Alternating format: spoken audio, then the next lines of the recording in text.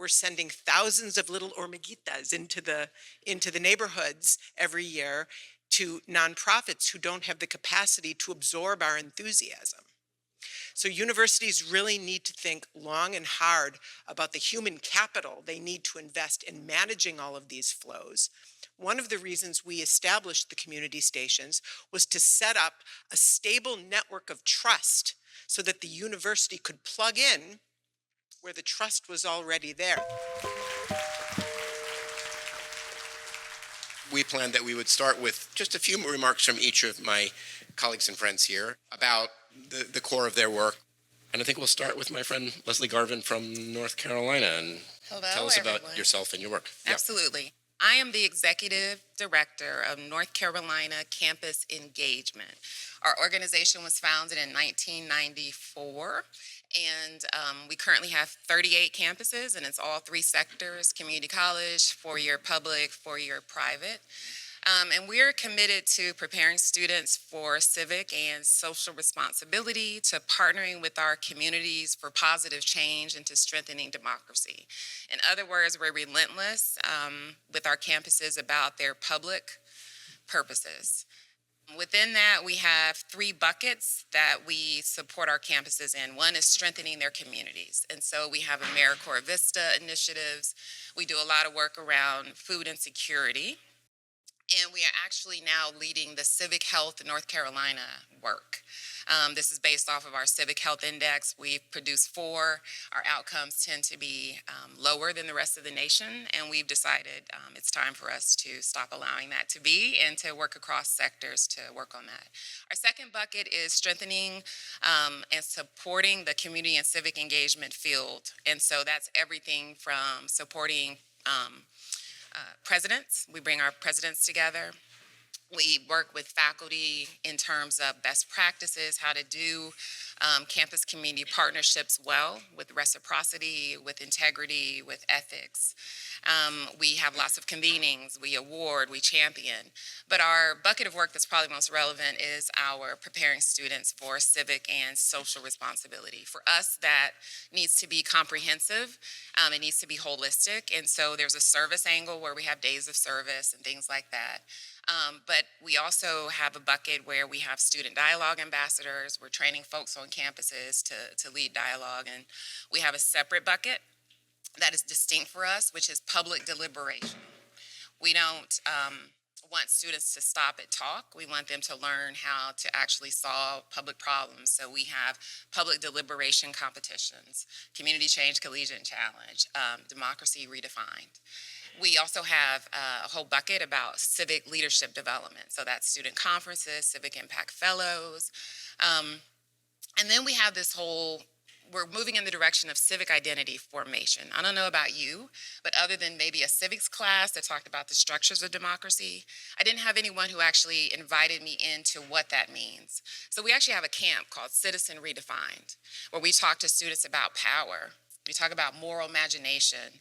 We talk to them about moral obligation when it comes to citizenship, and it actually ends with a rite of passage.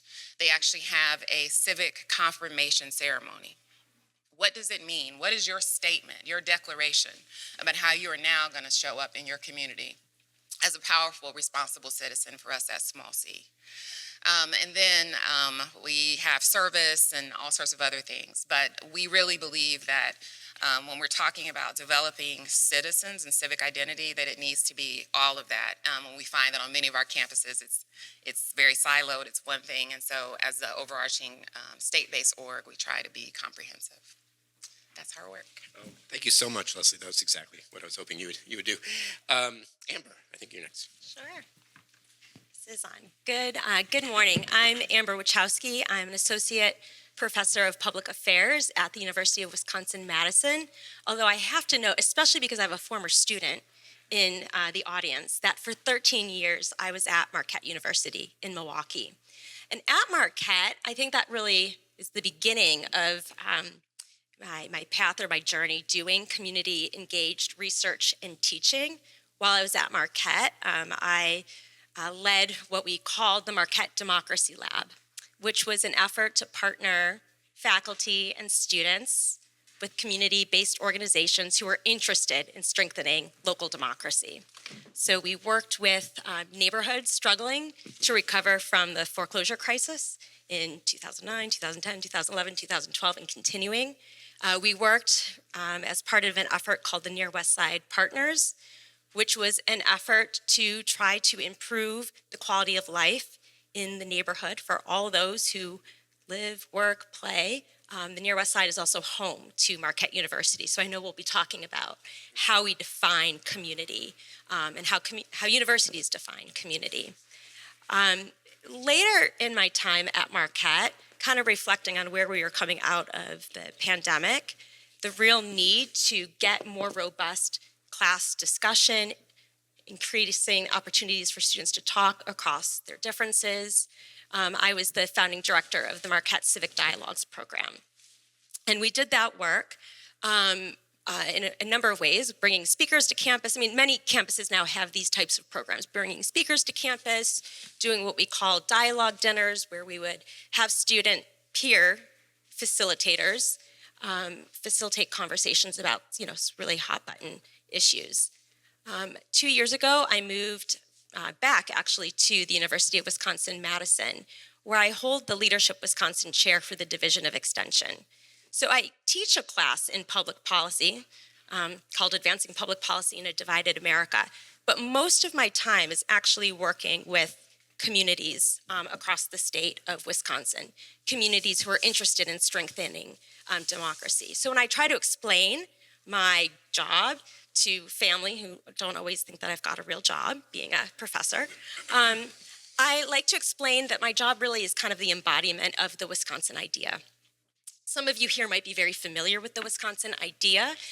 It traces its lineage all the way back to the early 20th century, but the idea being that the knowledge and education generated from the university should really benefit every person, every family in the state. But I think an underappreciated aspect of the Wisconsin idea, and actually when it was first created, the emphasis was on the first word, Wisconsin idea, was really about how, given lots of changes taking place in society, how can the citizens in the state of Wisconsin retain their power to exercise, their citizenship, their self-government, democracy, given kind of increasing economic and political power. And so I'll talk later on a little bit about my efforts working with communities. Everything from, we're working with some communities who are interested in using citizens' assemblies or civic assemblies to bring people together to address shared problems. I'm looking at efforts to use collaborative governance to address challenges, particularly around groundwater in the state of Wisconsin, which brings to light a number of tensions around land use, environmental protection, and economic vitality in many rural communities in the state.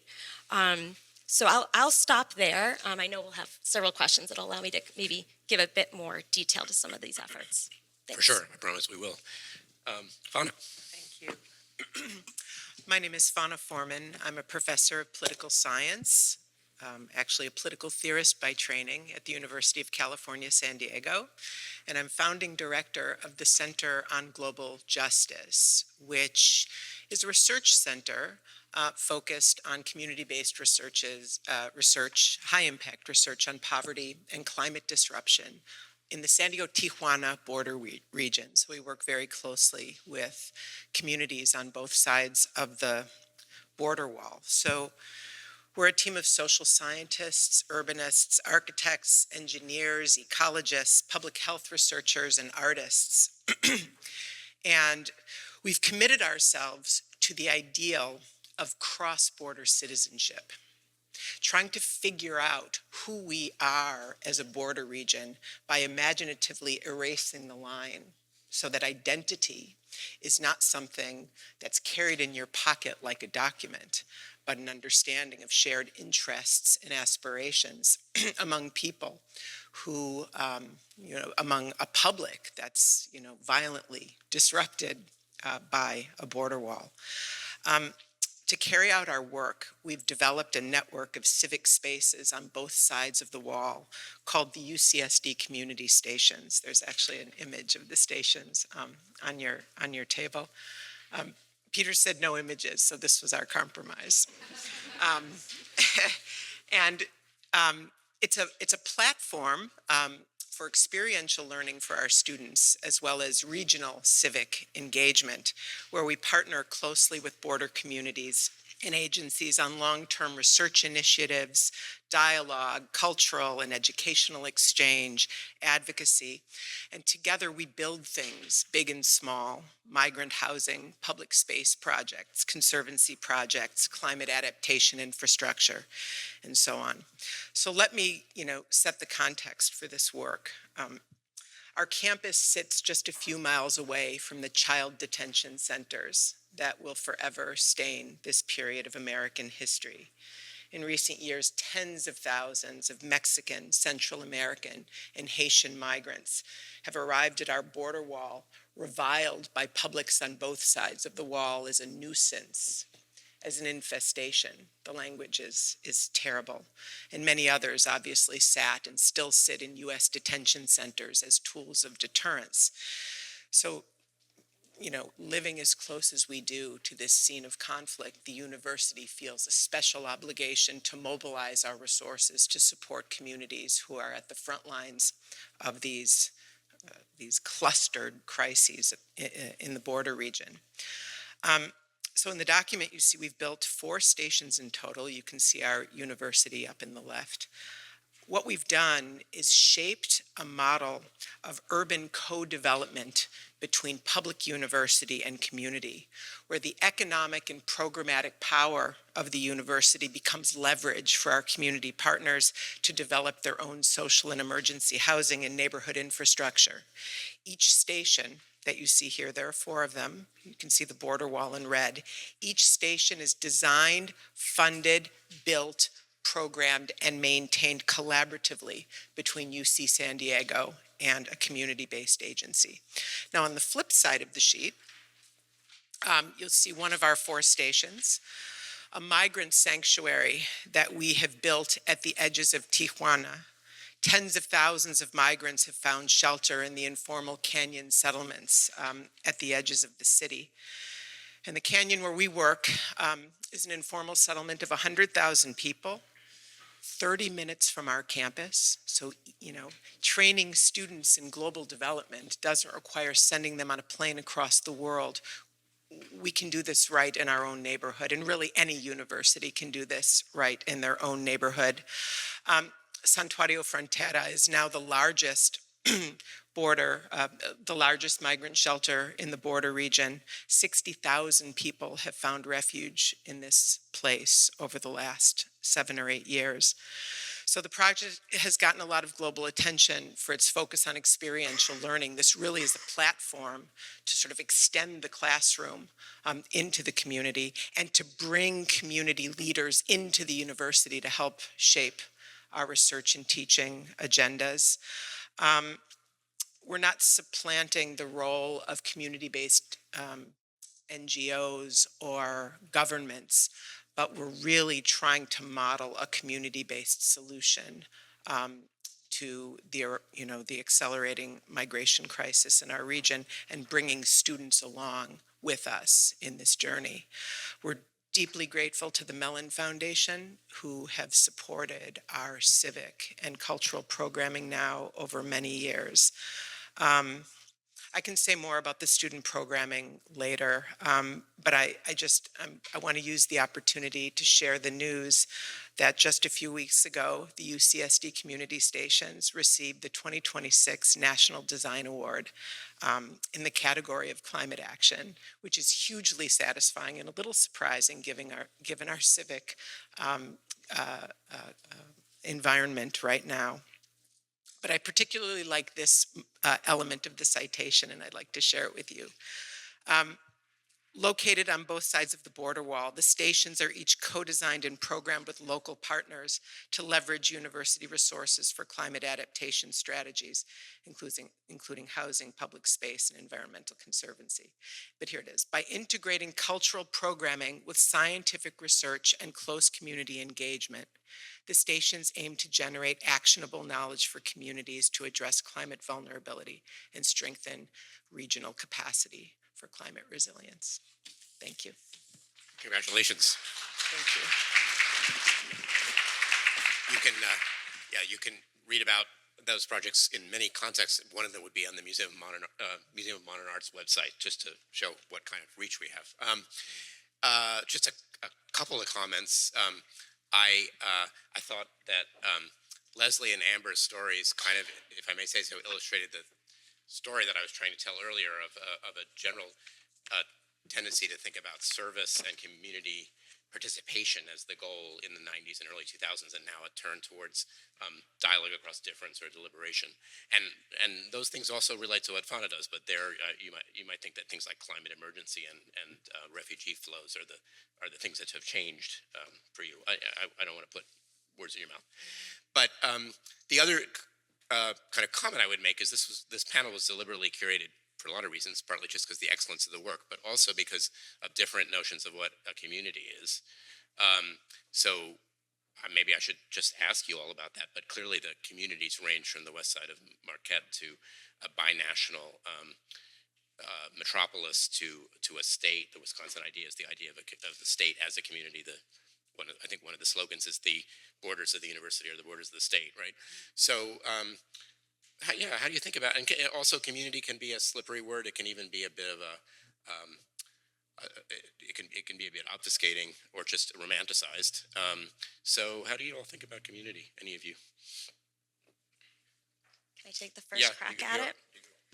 All right, so the most abstract level, I guess a community is it's a group of people, right, who share. They are connected maybe by place, history, shared characteristics, some social ties. And that can take lots of different forms. I was at Marquette for a long time. Yes, we worked the near west side, but as a Catholic Jesuit university, we also saw community as maybe faith communities or the community of the faithful people. So, it's a definition that's pretty broad, but I think for me, and what maybe grounds my approach is that communities there's like a relational infrastructure to communities. And that can be weak, fraying, right?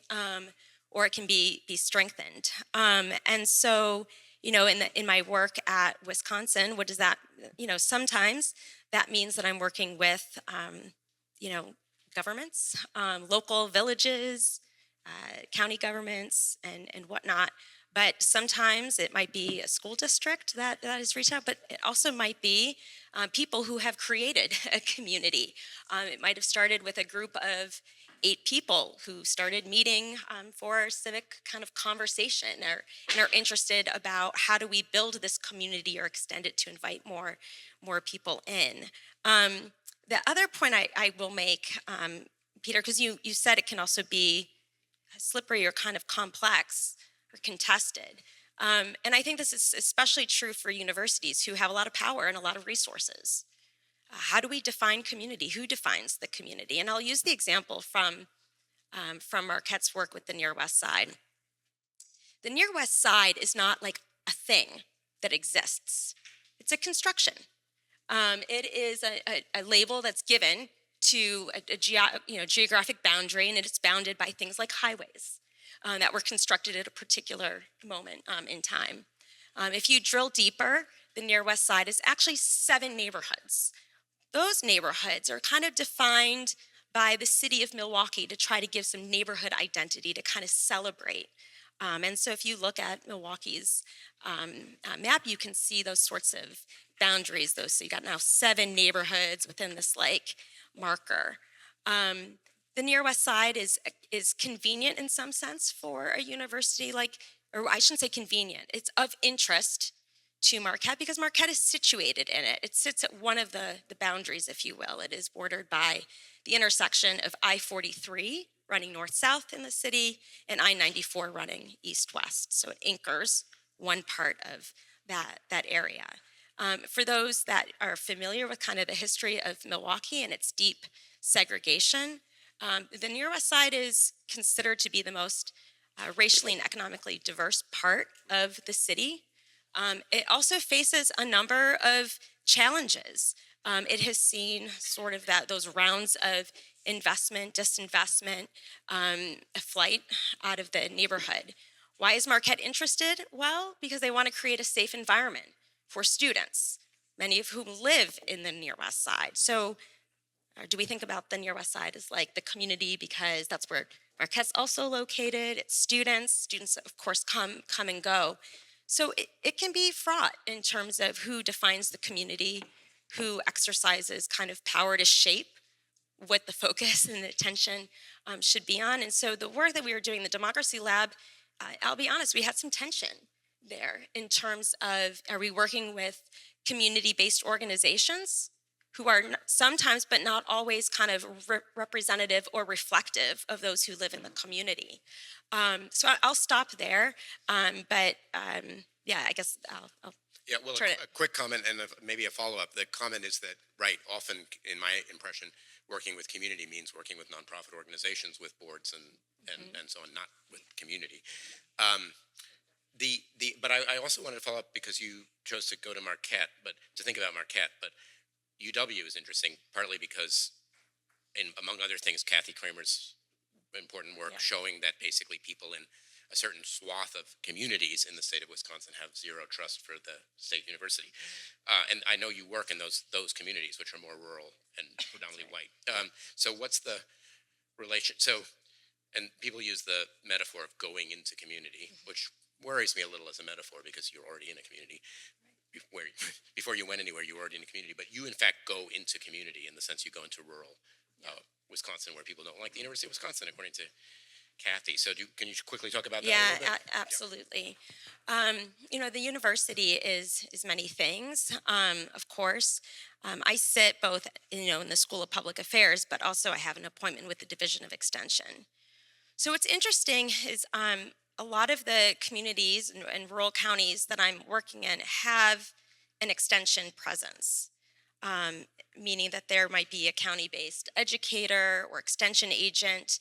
Historically, these were folks that were they're the dairy scientists, they're kind of soil scientists, they might be the hydrogeologists. These are, folks doing that sort of the technical, the transfer of information.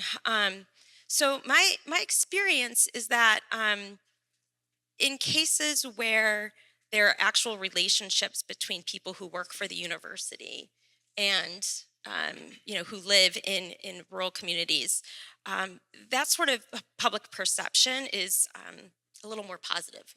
I would say, because these are in some cases like neighbors. They know people, or their kids are also doing sports and things like that. So I just want to note that the university is sort of many things. For those that are familiar with this geography, maybe you're familiar after reading Kathy Kramer's excellent book, but there are all these sorts of markers in the state. So we talk about up north, and this is a contested boundary or border, if you will, invisible border. What's up north? And if you're from Wisconsin, you say it's above, the Wausau. You got to go really. It's not the central part of the state, sort of thing. And there, it's people feel that disconnection. UW-Madison, like many excellent public, flagship universities, is educating fewer students from the state of Wisconsin. Its share of out-of-state students has really increased. Its share of international students has increased. So some of that is, there's that. And now UW has also grown.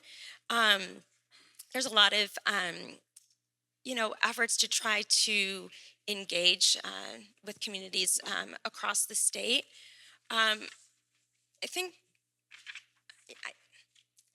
I don't have the data to say, public perceptions, on UW have improved. I think it's incumbent upon us, though, to find maybe some bright spots where those relationships have been built and sustained over time. I think that's key, the sustaining part of the relationships. But yeah, great. And we could, we're not going to really do it. I don't think it's on the agenda today, but we could kind of canvass the assets that higher education has. And it's worth noting every single county in the United States has an extension. That's right. And every single extension service is connected to its land grant university. So there's assets that are out there. I want to hear from both of you in whatever order about community. Yeah, so one thing I'll say, piggybacking on what you said, Peter, is I am relentless about the language of going into the community. Campuses, I want students to have the mindset we are going to use our gifts and our assets in service to the neighborhoods and the places where we live, the state where we are. We're not going into the community. We are the community. And so for my part, I'm really, it's important for me that our campuses see their role in strengthening North Carolina specifically. But I also push them fairly hard because we're in the South on other elements of community that they have a responsibility to. So I live with an 86-year-old father. So he was born in 1940. In the South, for most of the campuses, in his lifetime is when the door was open to him to be able to go. You know, he's not college educated. But the reality is, in one man's lifetime who sits across the table from me at dinner, these changes have happened. So that's one example I'll give to make my point. My second example is my background is as a social worker, and I was doing community-based development, interfaith service, other things in metropolitan St. Louis. So I was deeply embedded in communities, East St. Louis, Washington Park. When I first went to Washington Park, I sat down with the mayor. I was representing a university as a practicum student. And he said, "Do you see these 3 binders on the wall behind me?" He said that was universities who came here, researched us, made a whole lot of promises and left. And so there is an extractive nature to this work of this community engagement, where the community is this thing that we study, that we take from, and so putting those 2 pieces together, yes, community is all the things. We want global citizens, we want state work, but I think in the South in particular, we have a real obligation in the ways that we have been complicit in all of the isms, in all of the disparities, and all of the other things. And so that is where we actually are the least comfortable doing the long-term work in low-income communities of color, in places, even rural communities where higher education has not been and done all that it could have been over its lifespan. And so when I talk about community, more often than not, I'm trying to help our campuses see the places where that are asset rich, but that could definitely use the support of universities and all that they have to offer. That was fantastic. And I actually want to build on something you just said. But first, just let me say just very quickly on this emergent idea of citizenship, that doesn't have necessarily a thingness, but it's constantly moving and evolving. Belonging, who's in and who's out, is obviously very fraught in the border region. And so we're trying to reconceptualize what it means to belong through, as I mentioned earlier, imaginative exercises that eliminate the wall and recognize the flows and exchanges that unify the border region, and to create a sense of belonging around these shared interests and aspirations. But onto this idea of university behavior. This is all very interesting. So you mentioned the extractive nature of community engagement. You know, we really need to be thinking about our work in neighborhoods. We need to move from a vertical model where we're descending down and ascending back up to a horizontal plane where neighborhood partners are, you know, collaborators in identifying challenges, identifying opportunities, and so forth. Community engagement has become a kind of normative imperative on university campuses now. Students want it. They want to get off the campus and into the field. At my university now, which is based on a college system, we've set up entire colleges that are oriented around community engagement, which means we're sending thousands of little hormiguitas into the neighborhoods every year to nonprofits who don't have the capacity to absorb our enthusiasm. So universities really need to think long and hard about the human capital they need to invest in managing all of these flows.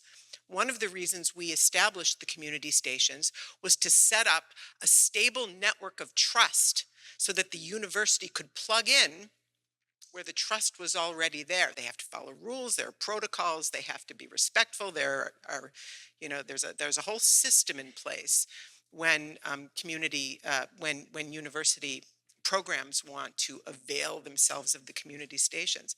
But we really need to think about this because the intentions are so good, but the practice is often so extractive and confusing. Oftentimes, community-based agencies are confused about what's what, who's coming, who's going. Wait a minute, weren't you here last week? Didn't you say you were working on a grant with us? What happened with that? There's a lot of confusion. And so we need to clean up our act a little bit. Thank you. I want to follow up with the question. I think I've asked you this before, but nobody else knows the answer. How do you, you're an employee of the state of California and of the state university system of California, and you, in very eloquent and pretty deeply thought through ways, define your community as a binational one without a border in between it. So how do you navigate that? I mean, first of all, that seems like a normative debate, and it's also a political challenge. You're a political challenge to a certain view of the state university, and the state university might be a political challenge to you. So how does that work? Right. Yeah. It's difficult to get public money across the border to do work on the border. So we have a whole network of nonprofits that we work with, in terms of practically navigating the border wall. Increasingly, we're wary of sending students across the border. We're worried about their journey back north. There was a point at which graduate students were being delayed at the border, and sometimes their H-1Bs were being threatened. So there are obviously challenges. We have very good local relationships, which is something that's often invisible in the national and international narratives about what actually goes on in border zones. We work very closely with Homeland Security, for example. We work very closely with CBP. And we actually work very closely with the conservative business community in San Diego, who would, if they could, take a bulldozer to the border wall themselves because it's an obstacle to the free flow of goods and services in a thriving, prosperous border region. So sometimes we have strange bedfellows. We haven't lost a student yet. And, we place several dozen students into field positions every academic quarter. And so I think there's a lot of local goodwill toward our project, both at the public and private levels. So we have a lot of support in the region. Let me ask you about the ethics. So I think if I'd written it down, I should have. You used lots of words like reciprocity and responsibility and mutuality and so on, but say more about the ethic of this. Maybe Leslie? Yeah. I have a lot of thoughts on that. Yeah. Well, I mean, obviously for me, I struggle a lot with the competing priorities around community engagement.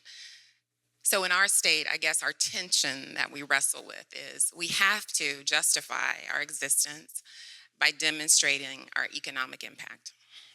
And that's fair, that's valid, right? They have tax exempt status and all sorts of other things. And they are in many ways the anchor institutions who are, stable and who are hiring and who have contracts and all of that.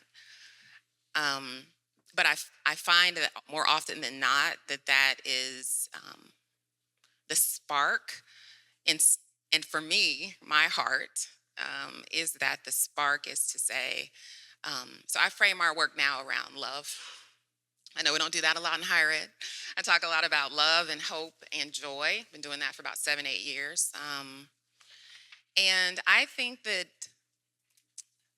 to be a human dignity, like I want our institutions to say those words. Like we give back to our community because we love the humans that dwell in our community. We want their lives. We want them to be able to reach their fullest potential.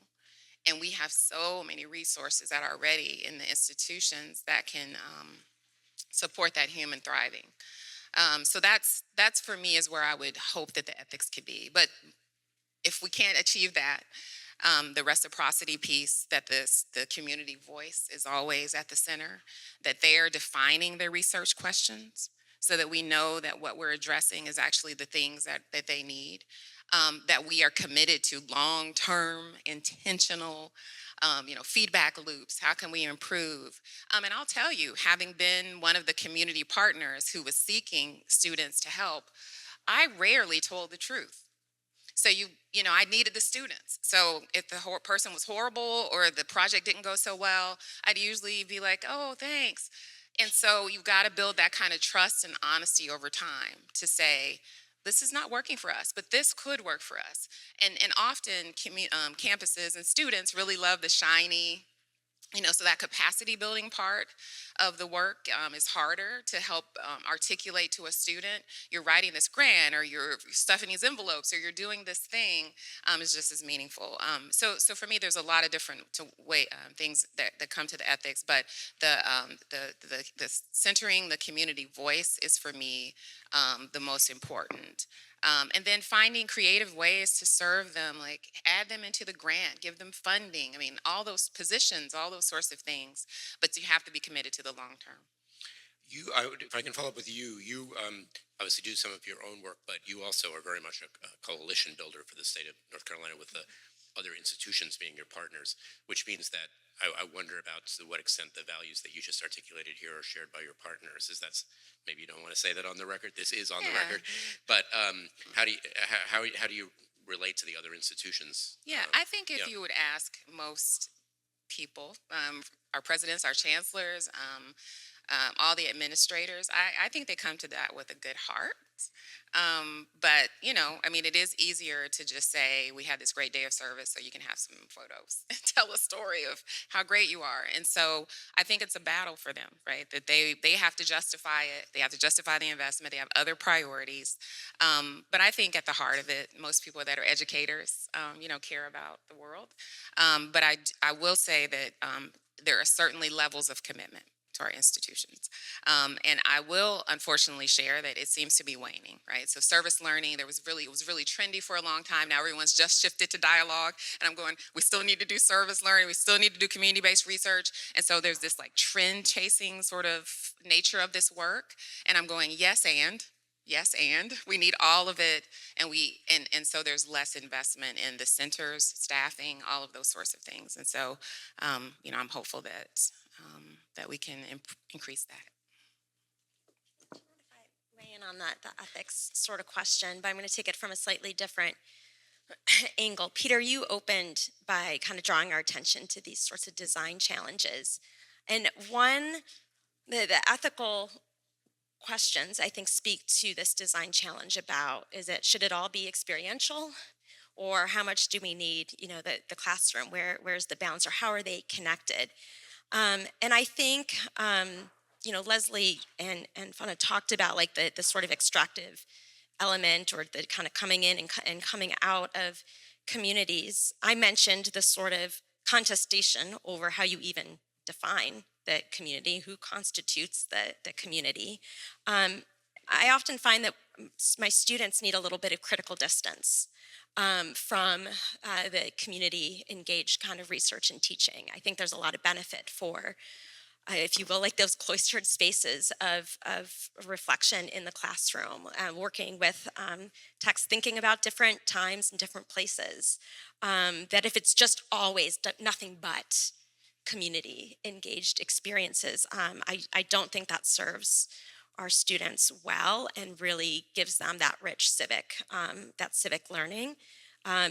Peter, you'd also mentioned, like for you, community, it's often the working with community-based organizations.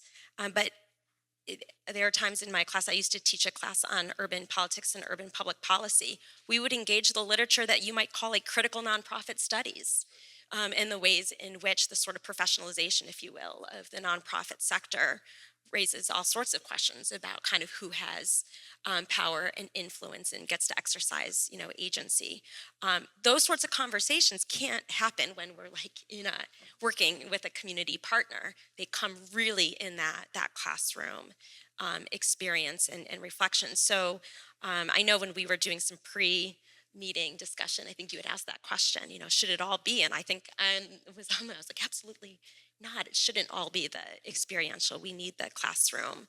And I think I'm curious for the next panel. I'm to be listening and learning about maybe even opportunities to connect the two better. I think that's one of the challenges that I'm thinking through right now is not an either or, but what's the bridge or connection there?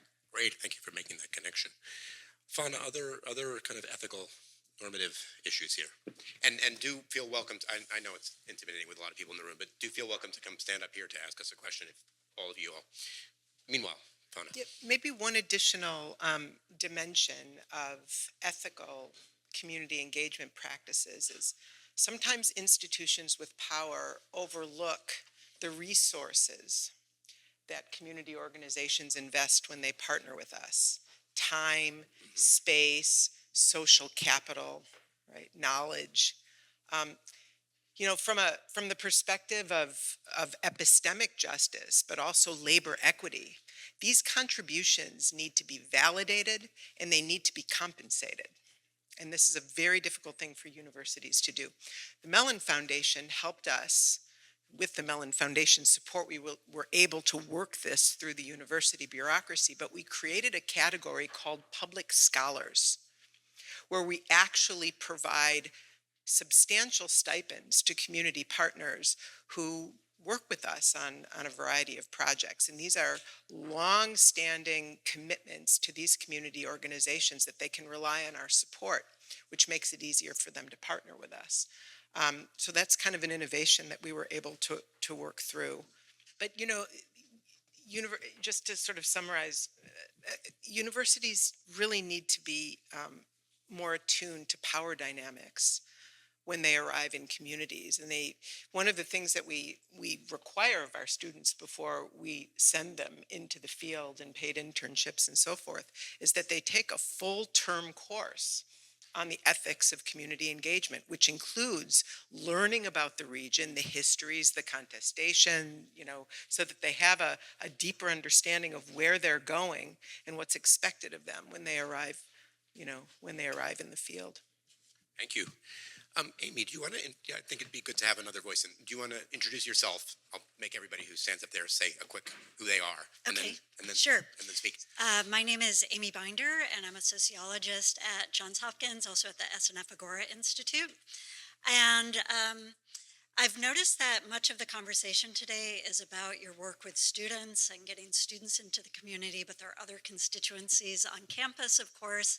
And I'm thinking mostly of faculty and how to get faculty into the community. I can think of the incentives for getting students in the community, both from the university side and from the student side. They want to get that experience. It's good for career formation, trajectories, et cetera. I think figuring out what the incentives for faculty are is a harder nut to crack. And also just thinking about how to do some work pairing faculty with community partners, with public scholars. I love that concept. I have a colleague at Agora who is trying to really benefit from all of the science expertise that's produced at Hopkins and trying to connect them with legislators who are interested in their medical innovations, their climate innovations, et cetera. And it's been a hard matter of connecting community folks with faculty. So I just wonder if you have any thoughts about that. Yeah, I can maybe speak to a few experiences that might be relevant. When I was at Marquette, the university, I think it was their vice provost for research, would kind of sponsor almost like, began with like social like mixers just for faculty to kind of get to know. So it could be faculty who are maybe curious, like what does community engaged, research and teaching look like? And so some of it was just like building those relationships, and then it was almost like a little matchmaking sort of process. And two projects, that one, I'm not a soil scientist. I've learned a whole lot about soil. I've learned a whole lot about groundwater resources. And that is because I'm now partnering with microbiologists and hydrogeologists. We're connected in community in this case with various counties in Wisconsin. So those sorts of efforts. Another example, this one was at Marquette, that brought together faculty from the College of Nursing doing more kind of community based research, where they had developed a project where they were really trying to understand the health needs of those living in the near West Side. And they were partnering with social scientists who were like, how do we kind of survey? And they developed like a really innovative approach to getting feedback from the community, where they were kind of going to the grocery stores in different places and having like little note cards, and people would write things, and they had a whole method of how they were identifying community priorities. That also came out of one of these sort of like matchmaking. The second, so one is just finding connections and relationships among faculty. The other is one of incentives, and I'm really conflicted on this, actually. And how we think about community engaged research. How does it fit within annual, if you're on a campus where you do like an annual faculty like performance review, or it's going into the dossier, you're going up for, for tenure. Many of us were told, you don't do, that's a post-tenure thing. You do that post-tenure. You focus on like publishing your things. So, how is it acknowledged or recognized and evaluated? It has a lot of ethical challenges connected to it, I think. So that's the relationships and the incentives. Yeah, Amy, that's a great question. The social scientists who do community-based work know this, that we're approached by natural and physical scientists all the time, so they can tick a little box on their NSF and NIH and DoD grants. So that there's community engagement in a grant proposal. And there's this very sterile kind of sort of compulsory quality to this kind of thing. I think we need to be careful with this. So our Office of Research Affairs has a kind of dashboard, or a sort of a resource that community agencies can consult if they have a challenge that they want to connect with a faculty, or they want to partner with faculty members. But the question of the authenticity and the trust building that's necessary to do successful community engaged research it takes time. It takes time. And what often tends to happen is that community organizations are approached by a researcher who has a grant proposal in mind and gets everybody all excited about it. Either the grant doesn't come through, or the grant does come through and the research is done, extracted, and the researcher disappears.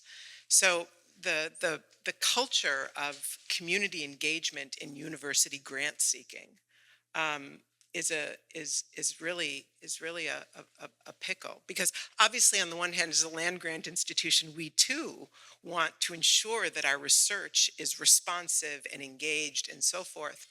But most of our colleagues who are doing the research that ultimately can greatly impact our communities don't have skills or background in the kind of community-based work that's necessary to achieve the results. So I want to hear from Leslie, just for 1 second before Leslie speaks. I know the actual scholarship of both Fonna and Amber, and so I want to highlight there that the community engagement is deeply enriching your scholarship, and it's interesting to me too because pretty different. Because Fauna's a political theorist, and Amber knows a lot of political theory, but is doing really empirical work around power and politics. And neither of you, I think, could do the research you're doing right now if you didn't have the community grounding, right? But Leslie, Yeah, just really quickly. So, doing the scan of all our 38 campuses, I find the most effective partnerships are when there's actually an infrastructure on the campus, someone who actually is nurturing those relationships with the community and connecting them to the faculty that need them. A lot of our campuses have engaged faculty scholars initiatives where they're actually incentivizing faculty to learn how to do this well, learning cohorts, communities of practice.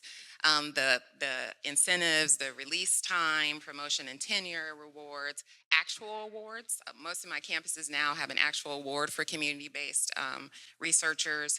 And I will say the technology piece there's tension in that, but it is helpful for many community partners don't know the on-ramp. How do I even find someone on campus who could help me with this thing?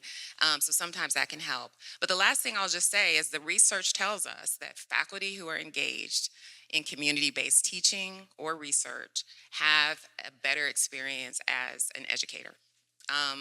They tend to be early career as opposed to more tenured folks, but they find themselves more engaged and their students are more engaged in the learning. thank you. Ibu, about 5 minutes, so Yeah. welcome to I'll say be quick. something. Yeah, thanks so much. Great panel, appreciate it very much. My name is Ibu Patel. I run a civil society organization called Interfaith America that does a lot of work with college campuses, pluralism, and the like. So I want to follow up on the question that I think Peter was trying to get at earlier to you, Fonna, particularly on the normative definitions of justice that are operating in the work that you do, and in some ways everybody on the panel does. So and let me back on it this way. Dramatic shift to support for Donald Trump in 2024 in the Rio Grande Valley, a border region that is largely Hispanic, in which people are saying, in large part, we have a view of the border that resources on the United States side should stay here. And we would like to have a politics that enforces that. So I'm going to ask a question that's probably obvious at this point from a worldview that I do not hold, but I think is legitimate and ought to be reckoned with. I would imagine that the population that voted for Donald Trump in the Rio Grande Valley, there are some elements of that population in the border region in which you operate. So what do you do with definitions of justice that say the resources on this side of the border should stay here, and the institutions built by those resources should focus on the people here? It's obviously a key question right now. Air, water, waste, money, culture, hope, love, these things don't stop at border walls. And not necessarily, jobs don't. People move back and forth across the border wall every day for work. So one of the things that we're trying to do is to recognize the flows that stitch, that may often be invisible. You know, what people see as a border wall, they hear very loud rhetoric about division. But in border regions, that's actually not how things work. There's flow and movement every day. 100,000 people are crossing the border between San Ysidro, California, and Tijuana, Mexico, every single day. So what we're trying to do is to amplify what we share. I mean, this question of what we share has been a dominant theme since the opening lecture this morning. What do we share? What is the space of what we share regardless of our political disagreements? And what we're finding is that when you open all of that up in a border region, political positions aren't as rigid as one might think. They become more rigid when the primary experience isn't what's driving the perceptions. So when you live in a border region, you recognize what we share. So one thing that we've tried to do, I'll give you just a quick example of an exercise in illuminating and visualizing what we share, is that all of the waste from Tijuana's informal settlements, which are growing now because of northward migration flows, come in to southern San Diego County and pollute the beaches. So suddenly there's an incentive for people who live in the South Bay to care about what's happening on the other side of the wall, particularly when they hear that the state of California spends millions of dollars every year cleaning up these northward flows. Hey, what about the idea of collaboratively investing in the places where those flows begin? Right, so here right away you see that there's an incentive. Many people are going to be motivated by moral considerations, but most people aren't. So providing incentives and reasonable kind of aspirations for collaboration have been the key in our region for overcoming those kinds of political differences. Much more could be said about that, and much more could be said by this panel, but you got to stop sometime. So please join me in thanking these three.